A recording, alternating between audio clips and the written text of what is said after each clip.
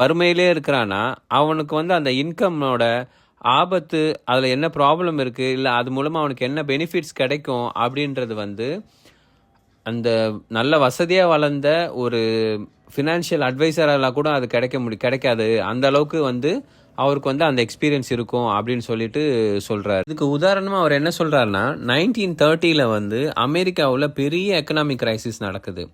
So அந்த கிரைசிஸில் பார்த்தீங்கன்னா அமெரிக்க மக்கள் நிறைய பிரச்சனைகளை சந்திச்சிடுறாங்க.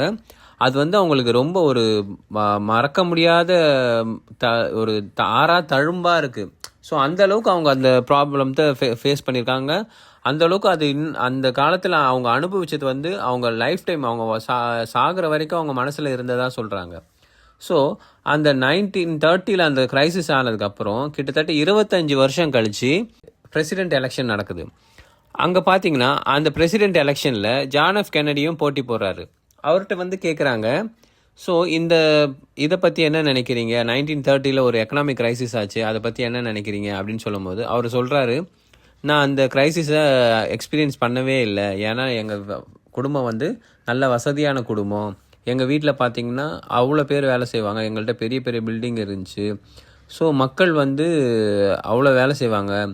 ஏன் எங்கள் அப்பா வந்து எல்லாரையும் வேலை கொடுப்பாரு, நிறைய பேருக்கு வேலை கொடுப்பாரு. ஏன்னா நம்மளால் நிறைய பேர் சாப்பிட்றாங்கன்ற இது சொல்லுவார் அப்படின்னு சொல்கிறாரு. ஸோ இது வந்து மக்கள் மத்தியில், அமெரிக்க மக்கள் மத்தியில் பெரிய ஒரு சலசலப்பு ஏற்படுத்துச்சு. என்னடா இப்போ ஒரு பொருளாதார வீழ்ச்சி நடந்திருக்கு, அதை பற்றி ஒரு அறிவும் இல்லை அவருக்கு.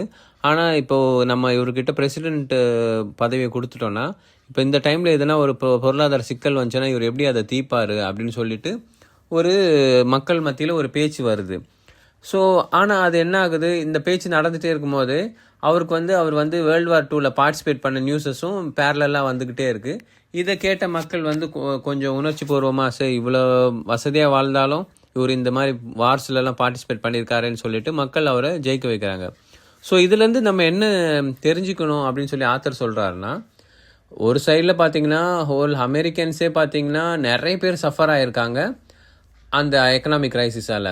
ஆனால் ஜான் எஃப் கென்னடிக்கு வந்து இதை பற்றி ஒரு எக்ஸ்பீரியன்ஸும் இல்லை. ஸோ இந்த சிச்சுவேஷன் வச்சு அவர் கிளியராக எக்ஸ்பிளைன் பண்ணுறாரு, யார் அதை நேரடியாக அனுபவிக்கிறாங்களோ அவங்களுக்கு தான் அதோட வலி தெரியும். நம்ம வந்து என்னதான் இந்த கிரைசிஸை பற்றி ஒரு ப்ரெசன்டேஷனோ ஒரு என்ன விதமான சர்வேவும் எடுத்தாலும் அந்த வலி அனுபவிச்சவங்களுக்கு தான் அதோட வலி தெரியும் அப்படின்னு சொல்லிட்டு அவர் கிளியராக சொல்கிறாரு. தேங்க்ஸ் ஃபார் வாட்சிங். மறக்காமல் என்னோடய பேஜை லைக் பண்ணுங்கள், சப்ஸ்கிரைப் பண்ணுங்கள், உங்கள் ஃப்ரெண்ட்ஸுக்கு ஷேர் பண்ணுங்கள். ரொம்ப நன்றி.